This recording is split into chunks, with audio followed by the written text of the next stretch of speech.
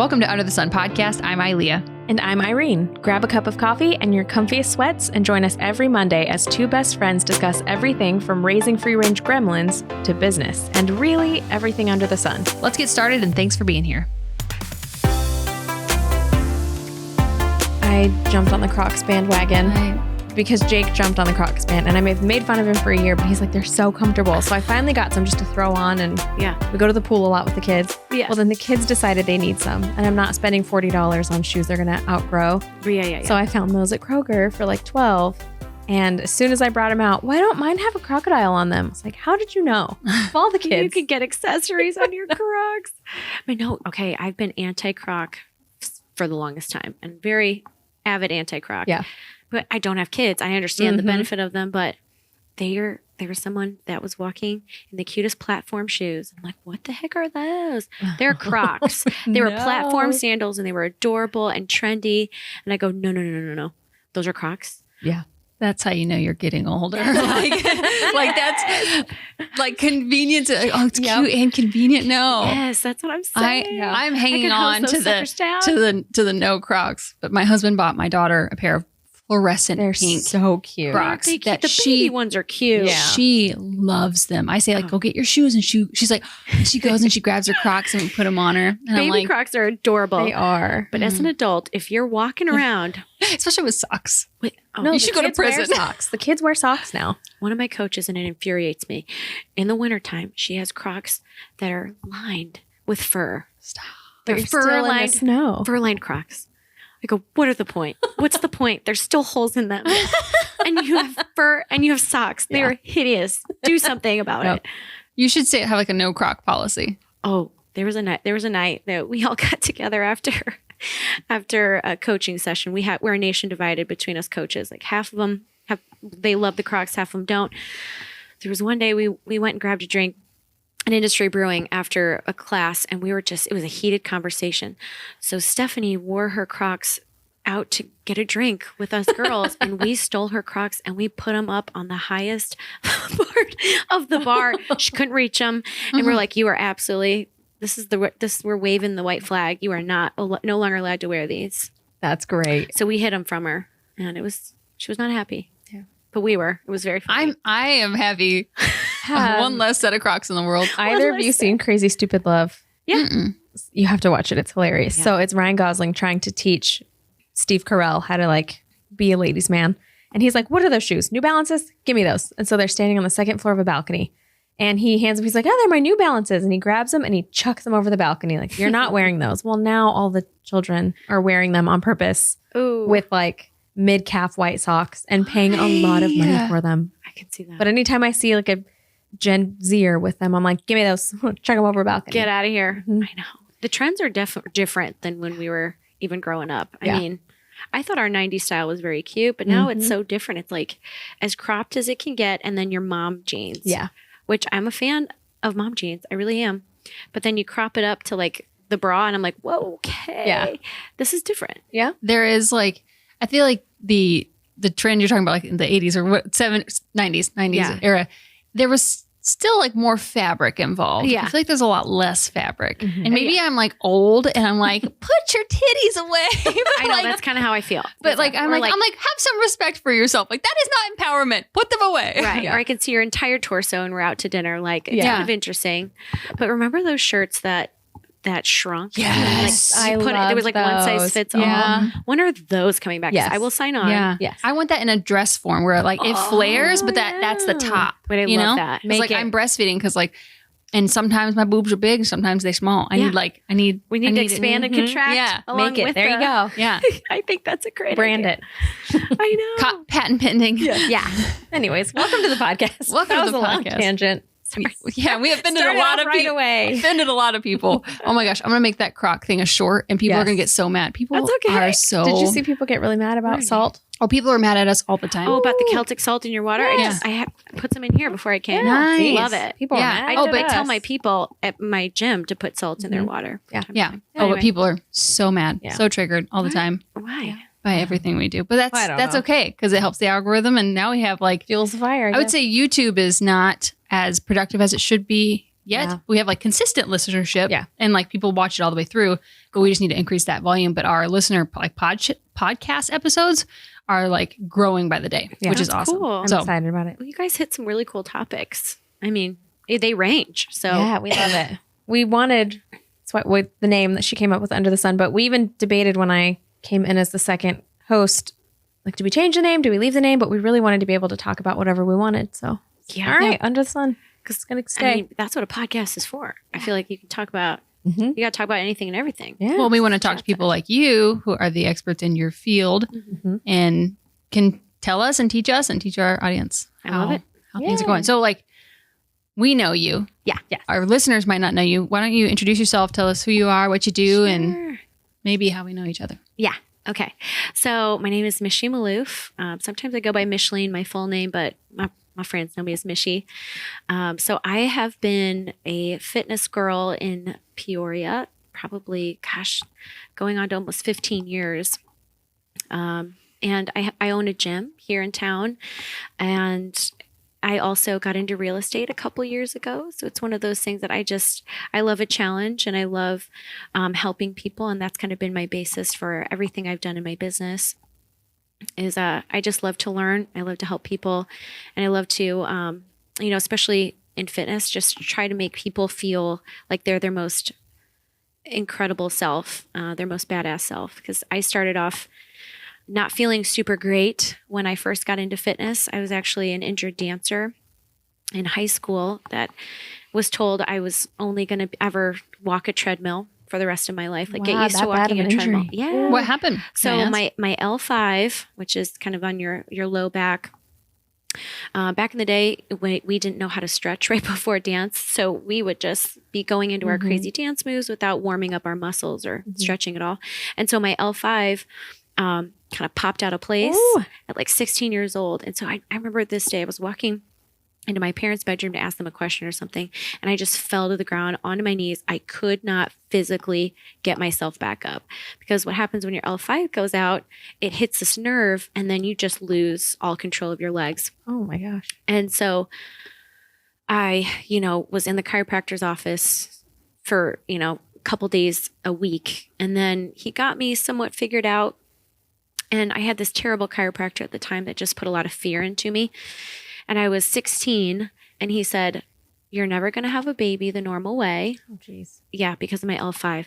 And then he said, "You're only going to you can't lift weights. You will only ever walk on a treadmill."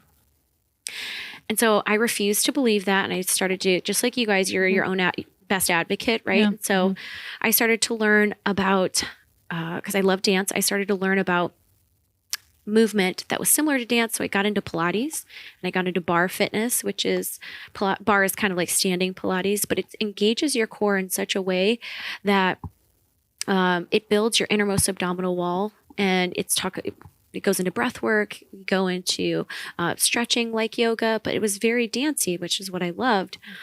But through Pilates and bar, I was able to heal my back by healing my core. And that was one thing that I was so grateful for, and that I was passionate, that ignited my passion, because I healed myself and I was able to lift weights. And so I started to get certification after certification. And then I started teaching, and I started to see, women's shoulders start to heal through movement, and, started to work with a lot of moms that have had a baby, and they just don't know what to do after they've had a baby. And they're told, you're going to pee yourself forever, and your core is never going to be the same. And I didn't want to believe that either, even though I don't have children. I feel like that is such I kept hearing that over and over again. So I got certified in postpartum exercise. So I'm a specialist there. And so I work with, not just in the gym, lifting a bunch of weights and helping men and women, get nice and strong and fit. But a huge passion of mine is still the moms that need to learn about how to build their core, and what core exercises not to do postpartum, what movements not to do postpartum, what movements you should do, and breath work to help build that core inward, and to get a good cylinder, a nice strong cylinder is what we call it in Pilates. So that's part of my passion and what grew me into doing what I do today. That's awesome. Yeah. Wow. I didn't know that. Yeah. Yeah. Well, I mean, it started it started pretty young, but it's just grown over time. So the more you know, the more you learn, your business starts to shift. So I started in Pilates and bar and personal training in people's homes. And mostly or in our other creepy basement. Oh, yeah. I worked with Irene always basement for a moles. while. Mm-hmm. Yes. So we worked together for a while too. It was so much fun. And I loved it. I loved going to people's homes and getting to know them and getting to, I brought all my weights. I brought my yoga mat. I brought bands. I brought whatever I could fit into my little car. And we just started training together. And it kind of felt like, especially postpartum, you could feel like you're not in a group class or you're not in a gym, and you could kind of get an idea of what to do with your body without other people, watching. Yeah. So you think. But as I grew and as I learned, I started to dive more into like heavier lifting, because I was kind of shifting in that way as well. Like I wanted to gain more muscle, and I wanted, that was an interest of mine as well. So I started to incorporate barbells and kettlebells and dumbbells. And so we kind of became like a boot camp studio, not necessarily focusing on high intensity interval training so much so that like you hear about other boot camp classes, but we focus on strength building, training, and then also that core as well. So that's the basis to lift any weights. You're not going to lift super heavy if you don't know what to do with your core. Yeah. So we try to educate, along those lines in the gym as well. It's super important. That's awesome. Mm-hmm. So much less injury, I'm sure, too, while people are doing all this aggressive stuff. So much less injury. Absolutely. So I can say that if people come in with previous injuries and maybe they find themselves getting hurt or tweaked, that happens. But we've not had a major injury since we've been open, and it's been 6 years. Yeah. So it says a lot about our coaches and our training and just how we care for people and how we keep an eye on them throughout class too. Yeah. It's really important. Because you have like your special skill set, but you also have a bunch of coaches that are kind of specializing in different things, right? Yep. So when I opened up Sculpt Mode, it was mostly focusing on Pilates and bar, and it was just me and two yoga instructors. And I wanted to do it all. I wanted to coach it all and teach it all. But you realize when you open up a business that if you work in your business full time, you're not working on your business, which means there's no growth happening. I'm working myself to the bone. I think I was teaching 18 classes a week by myself. And you're moving. You're not just up there like telling people what to do. You're physically. Girl, I was personally training in women's homes, and I was moving with them. I was so afraid to even get my own workout in myself, because if I were to get hurt, there goes my job, right? So I was petrified to move on my own. So my mental health was terrible. I was skin and bones. It was not good, right? So I was like, I have to do something. And at that point, like the place that I was currently in, it was like 1,500 square feet, cute little studio space, but they were increasing their rent on me. And then 2 other yoga studios opened up that same month that my rent was about to increase. I was like, we need to do something. I need to change my business model, because something has to give. Something's got to give, or else. So I came up with a 6-week Sculpt Mode boot camp program, and I invited a coach that I knew she had bodybuilding experience. She was personally training at the time, and she was a friend, but I didn't know her very well. And I was like, her name was Stephanie Winter, and she still coaches with me today, but she had a different skill set than I did. And so, and she knew a lot of people that could use help. And so what I created was a 6-week boot camp program. I wanted it to be 6 weeks. We're going to incorporate more weights. We're going to incorporate a nutrition guide. We're going to incorporate more of like a program feel, but you get, 5 classes a week and for 6 weeks. And the first session took off, and it saved me from being kicked out of my place. Right. And then it blew up. So the same people who did the 6-week program wanted to do it again. And then they wanted to bring their friends. And I was like, okay, we're going to need more weights. So I got, the place I was working at the time was the Yard Peoria. We were inside this big old space and indoor baseball facility. And so I was like, hey, would you mind, like, we're bringing people into your place. Would you mind like helping us out with dumbbells and barbells? Because I couldn't afford all those extra. So they said yes. And so we were able to grow and expand. And then I added on coaches from there. I think I one of the girls just stood out to me and was like uplifting to other people. And I was like, do you want to be a coach? And she still coaches with me to this day. One girl is a power lifter. She has powerlifting background. One girl is also another coach of mine is a bodybuilder. One was a football coach for Richwoods, or played football for Richwoods and ISU. Mm. And so we have so many different parts of training, but every single one of my coaches has helped me not only grow my business, but they've helped create a culture of just like a welcoming community that we want to help you and we want to see you succeed. And each person has that same personality, but different backgrounds. That's awesome. So it's been the beauty and the special sauce of our business, for real. I've been so blessed with the best team, and it just keeps growing. So we added yoga and Pilates and back into the studio, which is what I wanted, because when we started to blow up with boot camp, I was like, we got to close our doors at the Pilates studio because I'm not making as much money, and it's still taking up a lot of my time. So I had to shift. And so the focus was boot camp, and it blew up so big to the point where we got investors, and we were able to be we're now in a 3,000 square foot space, and we're rocking and rolling, and we're able to still have the same like close feel that we've always had, and our mission is still the same. So it's been pretty cool. It's been a cool ride. That's awesome. So how does real estate then fit into that? So real estate happened. So when 2020 hit, everybody was shut down, right? So we were still in the Yard Peoria, which was a 54,000 square foot indoor baseball field, right? So which was a huge God thing. It was a huge blessing because I was looking at space prior to 2020, and I was going to sign a lease. I had an LOI on like 2 different places. I was going to go full, like hard in the paint, because 2019 was our best year. So go from 2019, which we were rocking and rolling, and then closing your doors that next year. Yeah. So what happened was I got, after, we just kept extending the closings 1 month. Okay.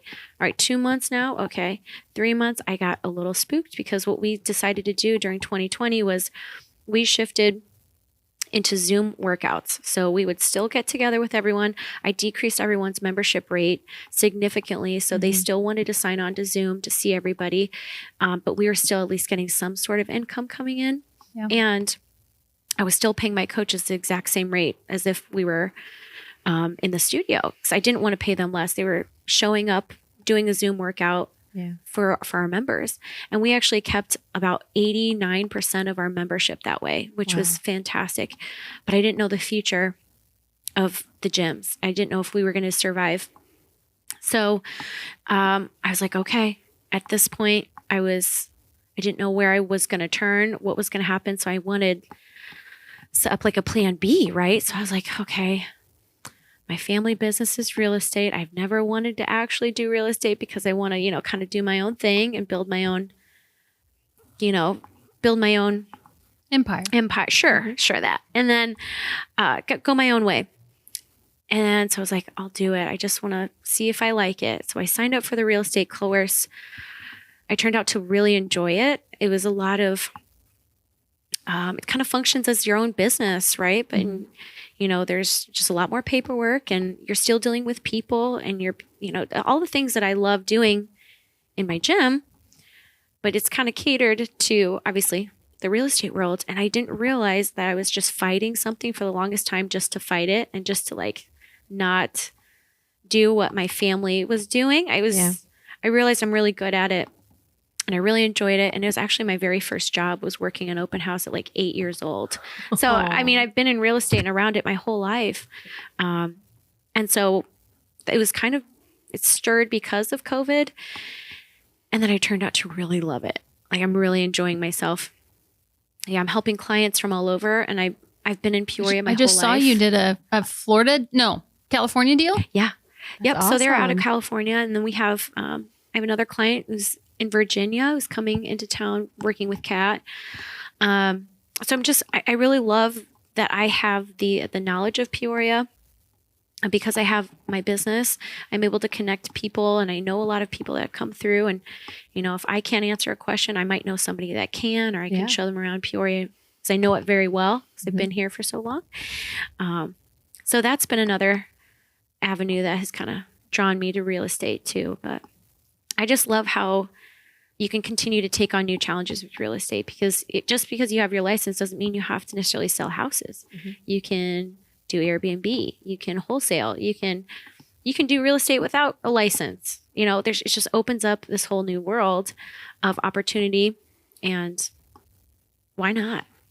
Yeah. That's kind of how I live my life. Like, why not? If I suck at it, okay, I'm just gonna figure it out and keep going. Just keep walking forward. I mean, if you never try, then nothing good is just gonna show up at you. So that's awesome. Absolutely. And I'm petrified all the time, but it's just, we always say do things scared. Like, even if you're scared, just you most likely will live. Just push through it. Oh my gosh. Well, even just when I started my studio, I started teaching classes above above Trefskers, so that Trailside Event Center. Yeah. So because they weren't holding events during the week, they're like, all right, sure, if you want to go upstairs and use that space, you can, and we could do a profit share type of thing. I would get maybe 2 people coming to my class, right? 1 or 2 people. And I was like, oh my gosh, sometimes it gets draining because you show up at your best self and you want to teach a full group of people, but you're just starting and you're just getting your momentum up. But I showed up and I kept showing up. Sometimes I would show up and no one would show up. But the one time I showed up, there was someone who was there that had a chiropractic studio or chiropractic facility. And she comes up to me and she goes, Michy, I have 1,500 square feet next door to my chiropractic facility. Would you want it? And we could figure out a profit share, whatever you want to figure out. And I was like, yes. So if you show up at your best self, whether it's one person or it's 700 people, I always believe this, you just never know who you're going to be in front of. And that helped me get to the next step of what Sculpt Mode became, was that cute little studio that I couldn't afford to even put, honestly, I couldn't afford to put drapes in the windows, but I just did it. So I just kept doing it. That's awesome. So that's kind of how it started, but it was a struggle. And a lot of people at that point in time don't want to push through the tough stuff. But if you can kind of just keep showing up and if you keep finding that passion for what you're doing, it'll be worth it. Yeah. In the end, Yeah. That's kind of how I feel. That's awesome. Well, thanks. I love it. Yeah. So it's been a journey to get to where I am today, and I'm still learning. In real estate, I'm 2 years in, but you learn something new with every transaction, with each new client, and you got to like people. You really do to just be in this position, to be in this job. Yeah. How are you balancing it? How do you own Sculpt Mode and do real estate, and how do you balance that? So a lot of people ask this question, but I have been able to put in a system with Sculpt Mode that I can work on Sculpt Mode, the back end, maybe a couple hours a week. But because I have so many coaches, I don't have to coach all of the classes anymore. So I actually am not as tied as a lot of people think. I mean, that's what business is. You hopefully build it up to the point where you don't have to be there as much, Right. I mean, that's the goal. Exactly. So that's awesome. And real estate is so flexible that you can work on it in the morning, in the evening. You just have to have your phone, and you have to be on your phone and be accessible to answer questions or to, respond to documents and things like that. And everything is automated now. Even my clients in California, the listing, everything was automated. They filled everything out from their computer at home. It's just changed so much. So that's been nice. So if you have a phone, you can work from anywhere. Yeah. And decent time management skills. I'm not saying I'm good at time management skills. I'm trash at that. Tell me what to do. I'm telling you what. But I'm also distracted with a very tiny infant. You are. And and I don't have an infant. I don't have a little babe. If I did, I'd probably have to be something's got to give. I'm sure. You just don't shower very often. I came here. True. I came straight from the garden while she was playing in the pool, and I got smelly pits, but we're still here doing it. You just show up. But you said best self. I'm not showered. You do not always show up as show up as yourself. What did Rihanna say? Sometimes you just got to fake it. Or what did she say? What's that meme that's gone viral? Yeah. Sometimes you're just you're not, you're showing up, but you're mentally like checked out, or you're mentally not here. Yeah. But I can't imagine having like 2 or 1. I mean, that's a lot to juggle too. But that trust though, that's a hard thing to give away in your business. Like, okay, I trust you guys to keep the place going. We took our first trip this year where like I could just go on the trip, and we didn't have service in the middle of Wyoming for 3 days. Yeah. And the first couple hours I was panicking. I'm like, someone's going to text me. Someone's going to need something. Yeah. And then for 3 days, I'm like, I have a good team. And it's like, you can let them, like, it's hard to let go. But once you do and you've built that team up, it takes time for sure. Yeah. Good. The building won't burn down if I'm gone. Right. And you have to realize like, okay, you train them. They have your phone call away. Something might happen, and that's kind of how I am too. But my coaches are fantastic. But it's one of those weird things that always happens. Like every time I leave out of town, which is kind of rare, but every time I leave out of town, something breaks, or the heat goes out, or the AC goes out, or the other day it wasn't raining, but there was just water stream coming from my roof. Don't know why. All right. But I was like, okay, well, of course it happens when I'm out of town or when I'm gone. Mm-hmm. Don't At really least you know to like mentally prep for that, though. It's like, all right, something's going to happen. I know something's going to happen. Yeah. And now it's just like, okay, just prepare yourself. I'll be fine. Yep. Like over the winter, we had this issue with our with our heat. It was out for over a week. Oh my gosh. The heat. And we're in like a big warehouse space, 3,000 square feet. So heating is probably already a pain. Heating's already a pain. It's not going to get toasty in there in the wintertime. Or it takes Would you even want it toasty with working out? But we do warm Pilates in there. It takes about an hour. I go in there an hour early and make it toasty, and our yoga is a little toastier in the wintertime. It's cute, but it's not hot. We could not get that place hot. But anyways, you got space heaters propped up everywhere. I did. I had to go out and I went to Walmart. That's the ugly side of owning a business. You're out there at Walmart. You're Walmart hopping, trying to find all the deals, trying to get all the heaters that you possibly can, scrubbing all that, the entire gym yourself. It's just you gotta work on your business too. So, but that's what I was doing. All the heaters were plugged in, blew a fuse. Oh no! So all the beauties of it. It's fun. You gotta learn. Good thing one of our coaches was dating an electrician at the time, so he helped. He hooked us up. I know. It worked out. See, it just works out. It'll work out. Yeah. There was, I don't know who said it, but was it Dean who was on here? But like, you can handle whatever life throws at you. Like being anxious about it. I mean, I still get anxious, but I'm like, being anxious about it actually won't fix the problem. Like, just know that like you can handle it. Whatever does get thrown your way. Yeah. Or you'll figure it out, or you'll find somebody else who will like know what to do with the situation. Like, it's just, you just kind of do with what you have and just do your best. Do the next right thing. Yeah. And a big part of learning too is like my thing was like giving up control. So when we got investors, it's like some of it is not all in my control. And so that has been a huge shift for me too. It's like, that gives me anxiety level midnight. I'm like, oh my, I want to do it this way, but I still want to. Yeah. It's hard. Yeah. But you can't always have it your way. Yeah. And we learned that from COVID too. Just, yeah. It's not always your decision or your way. And doesn't matter what you do, you're probably wrong in someone's eyes. Yeah. Yeah. Because when things reopened, we were thankfully, like I was saying, in that big open warehouse space. And so, like I said, we were able to spread out, thankfully, because I was looking at a smaller space. And a lot of other studios had to close for a lot longer.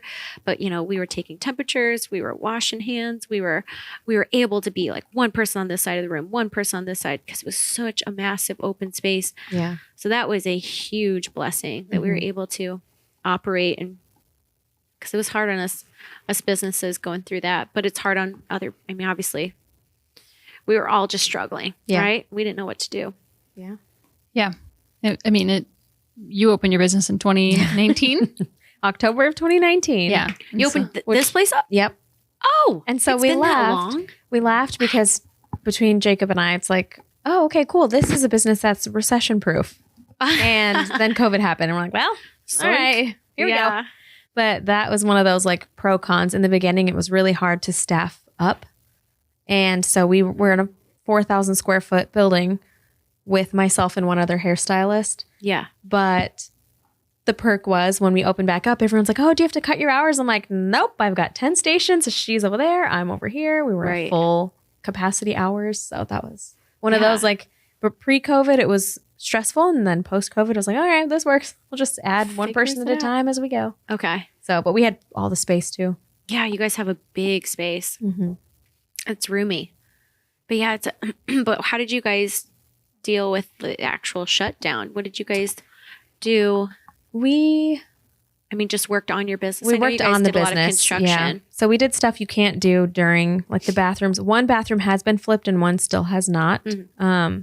And we had to shut off the water, and all the water somehow is connected. So you can't really shut off the water if you need to wash hair. So I was like, well, we'll lock the doors and start renovating. Start figuring it out. Yeah. And we were only open, since October. So 5 months, give or take, prior to shutdown. So whoever powers that be didn't deem us as like a respectable enough business. So we didn't get any of the PPP things, like nothing, because we were not. Oh, you had independent contractors. We weren't established. No, we're all full employed. Oh, you are? Mm-hmm. Oh, okay. But since we were only, I think our income the first year was $15,000. Maybe. You didn't qualify. And so we didn't qualify. They're like, you're not a real business. Sorry. I'm like, no. okay, well, I have real employees who have real families. So, oh, man. It was interesting. Yeah. But, that was interesting. Lock the doors, start construction, and hope for the best. Mm-hmm.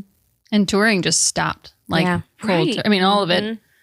And our employees, our band, were all independent contractors. So, but like we still did the same thing. We paid them as much as we could from like, cause they were looking at like a full, at the time it was like we took it week by week, but like they were looking at a full schedule pretty much for touring and counting on the income, and planned accordingly. All of our band has, families and stuff. So, but you just do the best you can with what you got. Yeah. Whoa. Yeah. And then you had your daughter. And so she was in 22. She was 22. Okay. Yeah. So then got pregnant in 21. 21. Okay. Mm-hmm. So, shows didn't really pick up until 21. No. Really. And when they did start to pick up, people were a-holes. They were like, you need to tell from the stage people to put their mask on or to scooch away. And I was like, I'm not doing that. I'm here for entertainment and for fun. Remember how odd it was? Like when you were indoors, you could have your mask on, but some venues didn't. It's like it doesn't make sense or something. It's like it's all made up. But if you're eating some food, don't worry. Oh, yeah. It's fine. If you're outside, you're totally fine, even though you're you can go to a strip club. Yeah. You can go to a strip club and not wear a mask. Right. And it was just so odd to I'm like, I want to follow the rules, but what are the rules? And the tough part too, not pulling it from you, but like there were gyms open in East Peoria and my gym could not be open. Yeah. Explain that to me. Yeah. Explain that to me. Yeah. It's because it just... That didn't... Sorry. We're going to make a lot of people angry. That's all we do is make people angry. Yeah. It's fine. Well, honestly. There's a thing. I call it a plandemic and scamdemic. So I'm pretty... Yeah, she gets Instagram banned all the time. I have been... Yeah. I'm like one strike away from it being taken away. So... I followed you during COVID. I watched. It's great. I followed all that. I was like, I tell people too, I'm like, oh, Eileen is such a badass. She's like... She's showing her concealed carry. Yep. She's like, I'm just doing my thing. This is me. Mm-hmm. This is who I am. I loved it. Yeah. I followed you. Just basic freedom is all I want. And I want people to like make money for their family and not get shut down. And my family to not struggle to put food on the table. That's just basic needs and not the government to. Yeah. I'm asking for too much. Yeah. It's not that crazy. But I miss watching you perform. I really want you to perform again. So we just bought a home. I know. I saw. And it is very digitalized. It is all very automated because like a lot of the things like you sign it, like you click it and then it like scrolls you all the way down to the next part. And I'm like, I didn't read any of this. Let's do this. I just trusted that Dave. My life away. I just trusted that Dave read it and he did. So he probably did. Yeah. But we just bought a home that has like an addition, and we're going to put like a studio in and just do more recording because touring and then working full time was like, there was no time to ever record or do anything, release any new music, or let alone add new songs to the set because you're just running like, you know, like a chicken with your head cut off, trying to get to the next show or next whatever. So the amount of songs you had that you would perform that people after the show were like, hey, where can I listen? You're like, you can't. Come to the next show. Yeah. Because you couldn't record them? No. No, because there was just no time because I was working full time at Green Shoe and then I was leading worship Sunday mornings and then I was touring like Thursday, Friday, Saturday night. So like that's... Yeah, there's no time. There's no time in there. So, and then you have like 5 people's individual schedules, like work schedules and stuff. Anyways, but we're going to record more. So I'm excited about that. Yes. Because I have hundreds of songs that I've never done anything with. And like, I wouldn't say I'm country anymore. Okay. Like I'm not. Are you Taylor Swifting on us? No. Are you T-Swifting on us? Are you going pop? No. We need a nickname for her fans. I think it's more like just doing what I like. So like there's some songs that are very like, sure, they sound a little bit more on the countryside, but there are some that I just like, I felt like I let like limited beliefs of like, oh, I can only be this because this is how I'll find success if I only am this. And I'm like, well, the world shut down. And I realized a lot of people are fake. So sure. Yeah. I just decided to do what I wanted. Absolutely. I feel like, especially as a musician, if you niche too hard, then where does your creativity get to go? Because you grow as a person. Like Post Malone. I love what he's doing, and he's like talking to country. He's doing country now. He was rap. He was one thing. I appreciate when an artist can be themselves and not just be told what to do. Yeah. And you can kind of feel it. You get stuck in the box of trying to get like they're just trying to get radio play. Yeah. Sure. And it's like maybe that's not the only way to success is radio play. But I will say Post Malone's way to success was Croc endorsements. So there you go. Full circle. There you go. Full circle. There you go. Well, actually, I really hated on it till like a week ago, and mine came in the mail. So just okay, it's fine. Carry on. I'll throw you in the trash.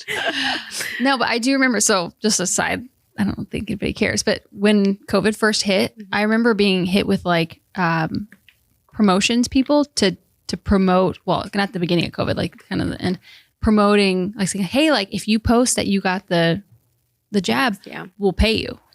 Oh, wow.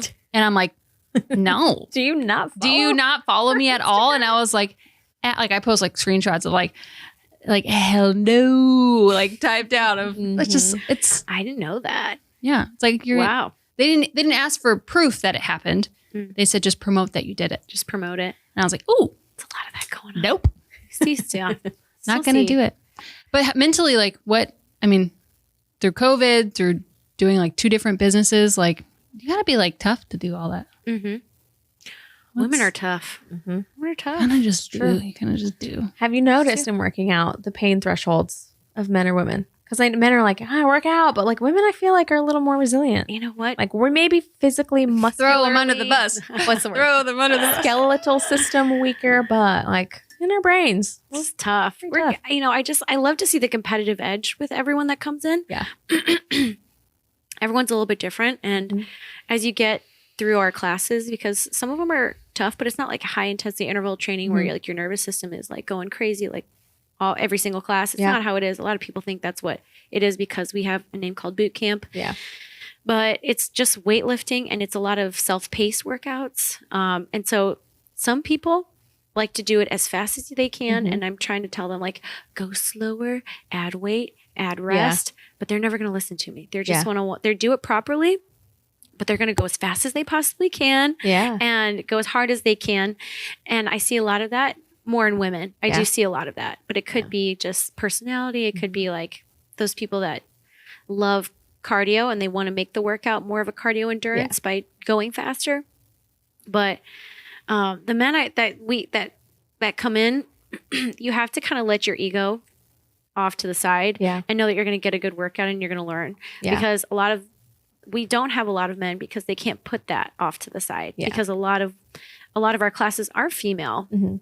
The coach is female. We have one male coach, but most of it's female. And, but the guys that come, they love it and they get a great workout and they learn something new but you have to not have an ego when you come in. And that's hard when you have like a lot of women around you and you kind of have that masculine, just thing built inside of you that you just, and I get it. I also get it. Yeah. I got to bring Jake in. He's so non-competitive, but he knows that I am. So we'll be somewhere and he's like, hey, I'll race you to the car. Go. And I take off running and he's just standing there walking at his normal pace. And I'm like, stop doing that. I do not have But he's like, I just love seeing you get so riled up. I'm like, okay, well now look at it. But it's so funny. But now my bubble's deflated because now you're not even trying. I know. Like if I didn't win on purpose, then I didn't win. So stop doing that. But no, I had to do the same. I had to pull back because I burned out my adrenals going crazy because who has time to stretch when I can just run till I puke? And it's interesting to force yourself to pull back. Right. Well, and especially you're sleep deprived after you have children. It's hard to get your hormones balanced after that too. You're probably drinking a lot more caffeine. Your cortisol's up. And to add high intensity workouts to that is not what you want to do. No, and even pre-kids are like just our green shoe schedule. Yeah. For those of you that don't know, what the Green Shoe is my husband's video company. We would film. There was 1 week we filmed 6 music videos in 7 days from everywhere from Tennessee, Alabama, North Carolina, like nonstop. And we're like, yeah, we're young. We can do it. And that burnout, even pre-kids. Yeah. Post kids. I don't even think I've tried to do anything with cardio. It's interesting. Well, I mean, sleep don't is burn yourself out. Well, sleep is a huge issue too. I mean, that's probably not the toughest part. The editing, probably the post work, is like what keeps. We still have so much for hours. Yeah, from Wyoming. Behind on Wyoming. Your schedules are crazy because when you're gonna shoot during the day? What time do you have to edit all of this footage at night? Yeah. And like we said, we had a podcast last week about sleep, and we're like, hey, like don't be on your phone at least past 9. Like turn it off like at least an hour before bed and try not to. So I'm like, I'm trying to do that, but I'm like, when am I supposed to edit? My kid goes to sleep at 8. Yeah. You know, but there's balance and nuance to all of it. But yeah. The answer is get up early, and I don't want that. Yeah, you're a night owl too. Are you morning or night? I do what I have to do. Okay. But here's the issue is that if I'm waking up early, like because my schedule is so different every day, because sometimes I coach the early classes. Our schedule changes all the time. But sometimes I don't like to go to bed that early because I like you. I like to wind down after I'm done working, and that takes some time. Yeah.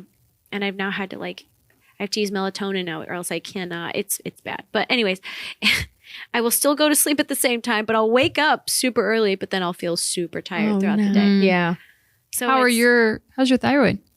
Fine. I've not had it checked in a few years, but what I try to do is my schedule is a little bit more flexible so that I can find a little bit more sleep here or there, or take like a quick power nap or do something like that. But if I added kids on top of that, that's a lot. That is a lot. But you'll start to notice your adrenals going, they could be off, or your cortisol is a little bit high. If you notice that you're always tired, if you notice you're gaining fat right here in the belly, and that's like the only place you're gaining right here is the belly. Another thing is you could be having thinning hair all over, not just postpartum thinning hair. So those are some triggers to show to say, hey, like my adrenals, you might want to get them checked. Yeah. Do you tailor workouts when someone comes in to that? Like, do you kind of give them like, hey, or I guess not a lot of people are as in tune to their body to know, hey, my adrenals are out. How can I work out without burning them even more? Well, it's a conversation that we have either before or after, because we operate as a group fitness studio. So unless somebody calls me and is like, Michy, would you do a prenatal or postpartum assessment of me before I start a workout? I will show up with you for 30 minutes and do an assessment to see if you're ready for the class, or if you need like PT, and I have great pelvic floor PTs that are fantastic. Awesome. So I connect you with them if I don't feel you're ready, but I won't put you in a class until I know that you're ready. Yeah. But if they've been coming to class and they're like, Michy, I'm not losing weight, what's going on? Then I tell them what they need to do. Whether it's don't come to our full body days and just come to like our strength days, because we have days that we do a little bit more, I would say, endurance type of workouts. But I would tell them, you'll cut back a few days, maybe start to come on our Sundays where we have Pilates and yoga, and start to come to those days. Start to eliminate some of the caffeine like that you're taking in. Like, how many looks do you get with that one? Oh, gets bad. I'm a caffeine girl myself. Yeah. But if we can cut that back a little bit, make sure they're getting enough water and they're doing things that they can de-stress their life a little bit. Balancing your hormones is such a process. So before I actually started this whole fitness journey, I worked at Prec Shop Pharmacy, which is, to some of you don't know, it's a compounding pharmacy. And I was their marketing director. And I was able to learn from some of the best in hormone replacement therapy, because what they would do is, so a compounding pharmacy essentially is like, let's say you're allergic to Tylenol and you think it's the Tylenol, but it's actually the red dye in Tylenol. What they do is they make up Tylenol for you, but they take out the red dye and you can now have Tylenol. So stuff like that. But then they also do bioidentical hormone replacement.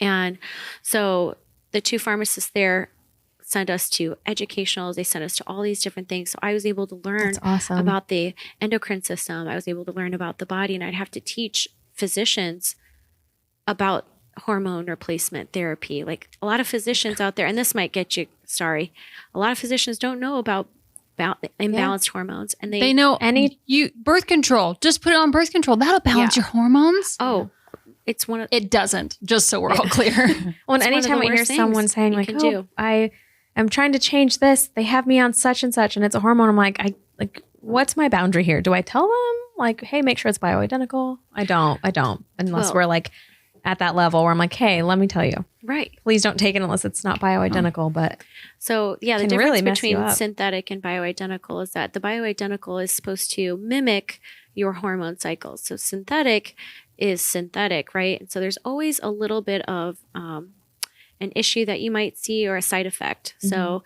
sometimes people taking thyroid, like a synthetic thyroid, they'll like pee themselves sometimes. Things like that. Like you'll always have some type of side effect, but it takes some time to like look at your chart, and it helps if you know someone who knows how to read the hormones as well, because the issue that I would always see when people would come into Prec Shot, so the compounding pharmacists who are no longer here, they've moved, but they would look at your chart. They knew how to read it. So which is a lost art. It's it is. And it is, we don't have a lot of that here, and maybe like a handful of people, but still nothing like these two that I've ever met. So normal, of course, the range is like here, right? This is normal, but you could be just on the edge of normal, and you could be considered normal at your doctor's office, right? But it's not. This is a huge range right here between here and here. So what does this mean? I'm a little bit high, but I'm still normal. So a lot of people are realizing like they can't get the answers. And so they're just going to keep living their life very uncomfortable, or they're going to do, I guess I'm just getting older. I guess right. This is getting life. older. I did have a baby. I guess this is just how life is now. Yeah. And the thing too is, as we age, our hormones will change. You're never just going to be on the same dose as you were when you were maybe 35. It's going to have to change. You're going to feel different. And, as men and women, we start to lose testosterone as we age. And so that's like, it affects how you hold your muscle and where you hold your fat. So people just have to know that like it is much more than just being tough on yourself about working out and eating right. Like, how are you living your life? How do you feel? Right. So bioidentical hormones is, and I believe in bioidentical hormone replacement as you age, and maybe even as you have a baby. Like, you can be on it short term. It's not necessarily that you have to be on it for the rest of your life. Like I have really bad PMS. And so I would take progesterone like at 10% right before I was going to start my period. And it would ease up my hormone. It would ease up my cramps and all the PMS and the cravings and all that stuff, and the bloating as much. And it would just be much more mellow. But again, it was different. I didn't have to be on it in a significant way. But there are people who adrenals are just shot, and sometimes adrenal supplements, support supplements, don't always help, So finding that balance is really important. And it's much more than, we are so hard on ourselves, right? Like, I'm not working out enough. I'm not sleeping enough. I'm not doing this. Our hormones dictate all of that. They dictate how we act, our mood swings, how we hold weight, everything. Yeah. And not a lot of physicians really know a lot about it. And there aren't enough practitioners, like holistic practitioners to like help, or even just practitioners in general. Like doctors, that's not usually their first go-to. Like I said, like when I had some PMS symptoms, their plan of attack was just birth control. I'm like, that doesn't fix the problem. Give me tips. Like, what if I change my diet? They're like, no, diet doesn't change nothing. And I'm like, okay, you're fired. But like, like there are not enough people in the area. Like the practitioners I know are like overwhelmed with people coming to them trying to say like help me. Like we'll pay we'll go without insurance. Like we're not going to pay like because insurance doesn't cover it. They're like, I just want answers. We'll pay whatever to like get answers. But these poor practitioners are like so tired, they're overbooked because the traditional system is not helping them, and good pharmacists leave. Yeah. And they were some of the best. And they helped so many people. And it's just, it's tough. Do you ever refer, let's just say like postpartum clients or clients to like practitioners in the area, or is that ever a part of your? So yeah, I will tell them where to go, connect people with the right individuals, but I've heard really good things about the Balance Life in Morton. So they do hormone testing. But again, I have not used them, so I can't really speak on how well they are.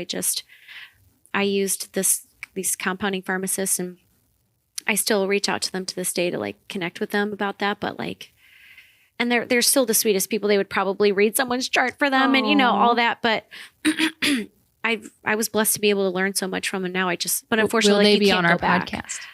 I would love for them. One's in Arizona and one, I don't know where he is. He might be around. Maybe we could get him. Yeah, we might be able to. We'll see. Well, we did just drive to Wyoming, so now we can just force the guys to drive to Arizona. Yeah. There we go. But two of the best. So they would read your chart. They would, tell you what to ask for when you go to the doctor, because sometimes when you ask for a thyroid, you need to ask for specific like T3, T4, and you don't know that. You're just someone who's like, I don't feel good. I just need to get checked out. What do I need to do? Yeah. So that was part of my job, was like to fill out like exactly what you need. Here's what you take to the doctor, and just like hand them, this is what I need. And sometimes you can't, they won't do it. Like I've had friends who are like, maybe some of it's not covered or something, or no, like they've had friends like, hey, unless your basic panel is here, we won't run the deeper panel. Oh, wow. Yeah. Well, there used to be like saliva test kits that we would give to people. And you would test your saliva at home, and it wasn't very difficult. And then there was like a pricker too. It's not the right term for it. Pricks your finger, and you could test out your vitamin D levels. And so it was a kit that you sent off. I think it's like a ZRT kit is what it's called. You can probably still get it online. If you want to get your hormones checked, ZRT.com, you can get a kit sent to you. Yeah. And then, but the issue is like, you'll get all of your reports, but if you don't know how to read it, or if your physician doesn't know how to read it, that's kind of the issue there. Yeah. So a lot of that might be like maybe traveling somewhere to find the right person that can help you. Or kind of, again, being your own advocate to just do your own research and see what you might need. Yeah. It's tough. Especially in the Midwest, because we, like you said, we don't have a lot. Yeah. I feel like all the good, like at least holistic practitioners I've met and worked with, they usually leave and like move to Texas or somewhere warm and fun. And I'm like, just stay. There's lots of people flooding to that market, but yeah, I don't blame people them. are just tired of being tired and tired of being told you're fine. We don't know why you're tired. See ya. Yeah. It's within range. Yeah. Like a lot of women I would see too are just like, I pee myself and I know that that's a normal thing. And there have been people have come in. I've been talking about, squeeze your bottom, like your pelvic floor, squeezing this. And like, what's a pelvic floor? Yeah. And these women are like in their 40s and 50s, had multiple children, and they just thought they have to pee themselves the rest of their life. Yeah. Yep. Or have incontinence. And that doesn't have to happen. We have fantastic pelvic floor PTs here. One of my favorite was Jovi Murtha, and she moved. Oh, no. She moved. Just come back, Jovi. But another great gal is Trisha Shatted. She was Shatted. She works with Athletico. Her new last name I do not recall, but Trisha. Fantastic. Then there's Lizenby. There's a gal named Lizenby who I've heard great things about. But pelvic floor therapy, postpartum, I don't care if you feel like you're doing good, you just need to go. Just see if your insurance covers PT, and just go and just get yourself checked out. Because it is so needed. It's hard to work backwards. So right, when you're cleared to go to PT, I would say go. And even if not, like ours, we're business owners, so no insurance for us after my firstborn. And I called a couple in town that I was referred to, because I'm also not going to just go to anyone. Like, how do I know you're trustworthy, I guess? And I called all of them. I was like, how much is it out of pocket? Which was a lot for me to, like, I felt embarrassed, which is dumb, but like embarrassed is like, how much is it out of pocket? Yeah. And I went with at the time who I could afford. Sure. So also don't be afraid to call and just ask out of pocket if you don't have insurance, or if your insurance is terrible. Right. Most of the time, even if like I have a friend who just had a baby in a hospital, and it's cheaper to have a baby in a hospital without insurance than it is insurance with insurance, because they mark it up so much. Sure. Because the insurance will just cover it. So all insurance will cover it. And they charge like diapers and wipes, and that blanket you put on the baby, that's charge, hat charge. Like all of it is charged. There's a post that went viral a couple years ago now, I think, where some parents were pretty mad. They literally got charged to hold their own baby. Yeah, that's standard here in Peoria. You're kidding. No. So skin to skin is charged. A lot of it's all charged. So if you go in and say, hey, I'm paying out of pocket and I'm going to read the itemized list, they're like, okay. How do they not get in trouble for that? I don't because know. it's a really big business that is not going to be taken down easily. Yeah. Well, and I was just at a hospital. I filmed births on the side and stuff. Yeah. I was just at a hospital, and they were like, the data is in. Skin to skin is best. And it's like, where have you been? Like, yeah, making the kid plop out and wrapping it in a blanket, wiping it off, putting a hat on it is not what's best. That's not evidence-based medicine. That's so you can charge for the blanket and the hat. Put the kid on the mom's chest, and that's how you regulate the temperature. Instead, they're like, the kid's temperature is bad. We have to take it to the NICU. And it's like, do you? Or do you not know how physiologic birth works? Yeah. It's so interesting. It's a mess. Yeah. It's a mess. But that's the thing, is like being your own advocate. Oh, yeah. Being like, nope, I want this. I want this. Saying what you want. You got to do the research. Yeah. It's hard. Like you want to trust those individuals that are caring for you. And some are great. But some are fantastic. Few and far between these days. Oh my gosh. But it's a business just like anything else, you know? Yeah. And sometimes there's some bad people running businesses. But not all. Well, and all bad. did you know they sell your placenta? So for instance, she had a birth center birth, and like you choose what you do with your placenta. Either they have them get rid of it or whatever, or you can take it home, or like for me, I had it encapsulated and I ate it. But like hospitals will sell off your placenta, and they make like a pretty penny off of your placenta, because it's like they take the stem cells from it. Stem cells, right. Yeah. And so like, but that's never really publicized. They're like, hey, actually we're making money off of you giving birth here. Like we're not just like our services, our skill set, but like we're selling it to a third party company who is putting it into skincare, who's putting it into therapies that like inject in like my dad's knees. Like he had placenta stem cells in his knees that were bad. So it's just interesting. Well, it could be. And if you know and you want to give your placenta, do it, that's great. Fine, but like, just tell me. Yeah. It would be Just nice to tell me know first. what you're doing with it. Yeah. If you don't care if you're tossing it, be like, make some money off of it. I don't care. Yeah. You know? Yeah. Just like you're building a building, stripping the copper wire, you make some money off the copper wire. Yeah. There you go. You know? Yeah. Stuff like that's the same. Yeah. It's all just, it's very interesting. And like, I get passionate about it because women don't know that they have any choice at all. Like I was re-listening, I was making shorts today from our podcast with Jake and Dave. Oh yeah. And I was talking about, I was in one of the shorts, I was saying, I didn't realize like you could have a home birth. I thought it was illegal. And I'm like, how far I've come. Yeah. Like my goodness, like I didn't even think you could have it legally, as if it's anybody's authority to tell me where I can give birth. But like, I just want women to know, like, if you feel safe in a hospital, do it. Like do what's good for you. But like, know that sometimes not everybody has your best interest in mind. Same with like those bioidentical pharmacists, like they will go the extra mile to read, charts and go into the details. Whereas like most doctors don't even actually go and learn that skill. Like, what are you doing in all that schooling? Like learning how to prescribe shit, honestly. Well, and I learned this too, that worth working with physicians and things like that. And in medical school, they don't have to take a nutrition class. No. If they don't want to. It's an elective. So like, but the doctors who do care to learn more about the body, like they'll do that. They'll go the extra mile to do that. But I mean, but how good is that nutrition course though?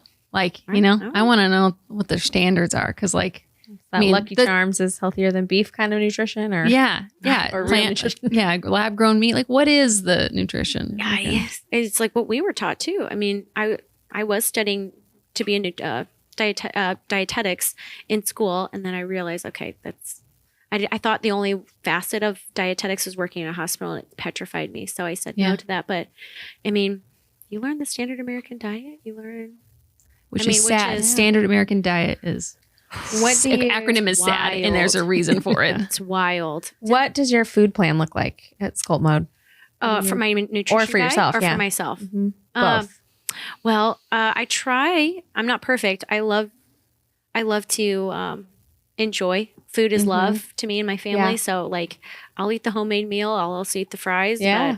But predominantly, I like to go more whole foods as much as I possibly can. So I eat a lot of eggs. I eat a lot of protein.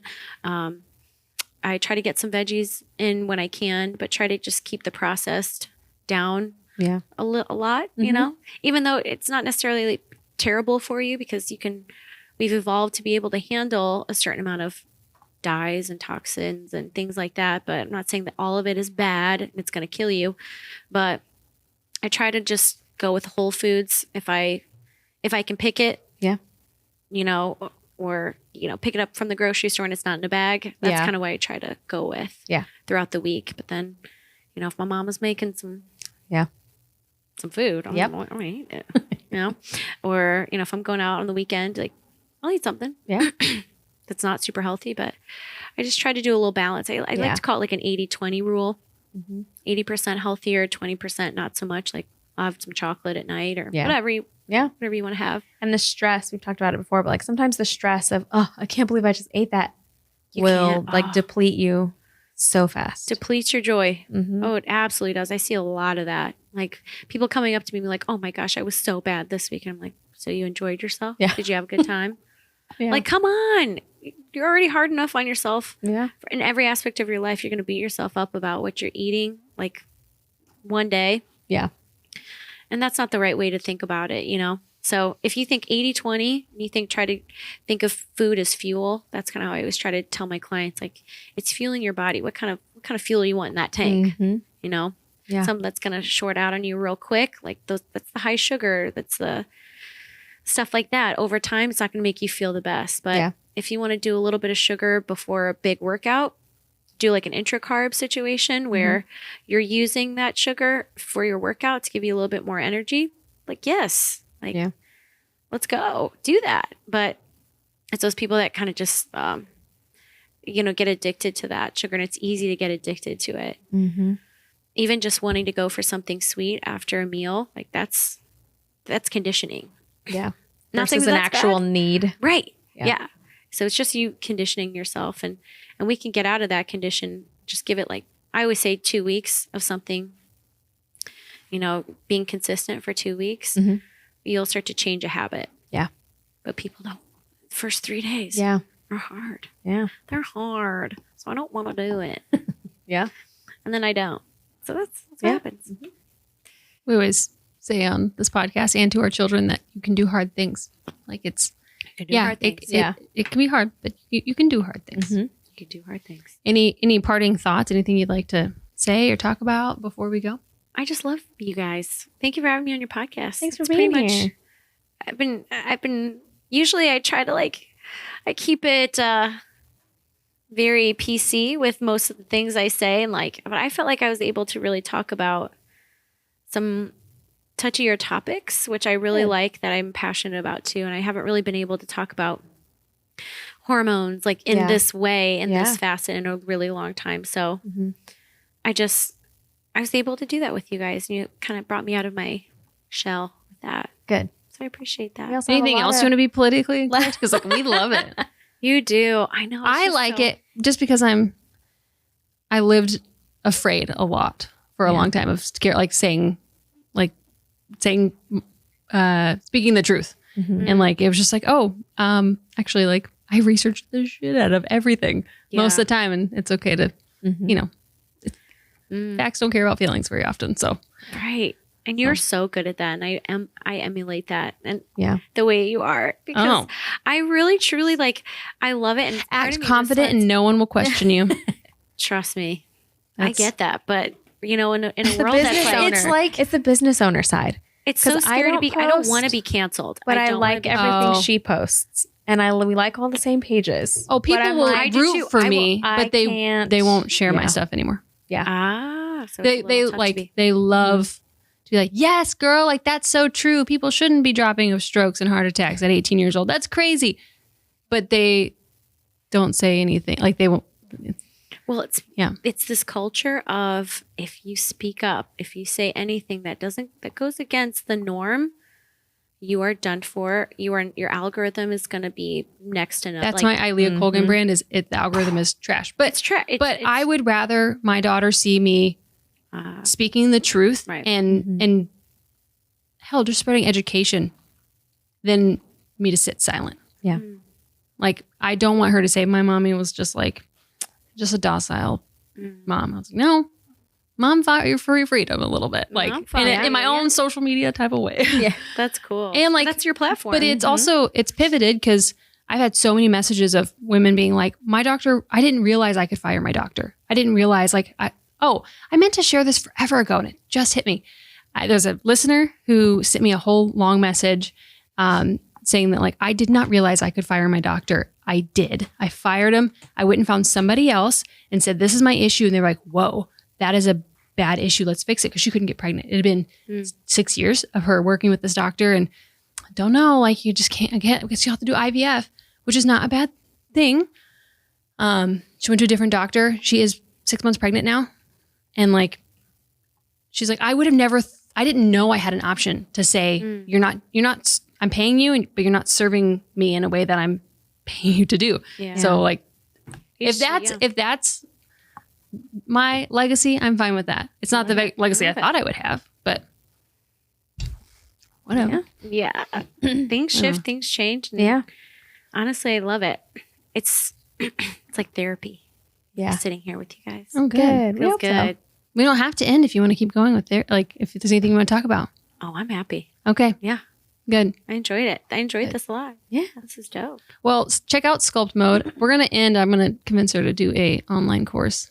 Ooh, I would love that. Yeah. I just have to figure out how to do the online stuff. You could do it at home. I'd love to do that. Mm-hmm. I know things. We're going to go, but check out Sculpt Mode.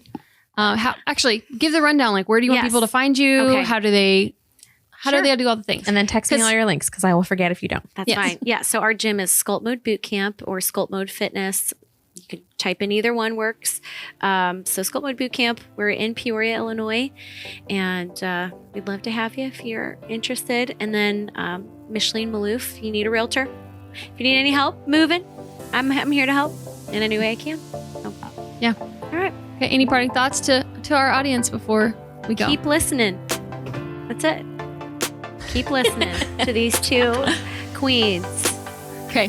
Bye, guys. Bye. Thanks for being with us today. Follow us on Instagram at @underthesun_podcast. We'd love to meet you. Please help us out by subscribing on YouTube and leaving a review on Spotify or Apple Podcasts. We'll see you next time. Please remember this information is made available to you for informational and educational purposes only. It is in no way a substitute for medical advice.